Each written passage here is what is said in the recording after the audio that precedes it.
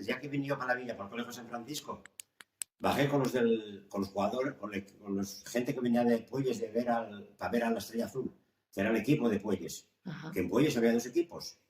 Uno, la Estrella Azul, que era de arriba al convento, y el Imperial, que era abajo de la Ribera. Y había mucha rivalidad, era que se llevaban a matar. Y yo bajé con ellos. Y sacaron una rechifla de la Estrella Azul que venía a jugar a la Lealtad. Sí. Y entonces entre las dos aficiones, una era Servando y otra Rafaela. Y sacaron que después hicieron una canción. Ah, mira. Y es verdad, Servanda, el que Rafaela, que juega a Villa, el equipo, la Estrella. Al parecer vecina, pero no me importa, tú y es imperial, a saliste y me torda. Ya veréis que zurre mi alma vos va a andar, vais perder las ganas volver a xugar.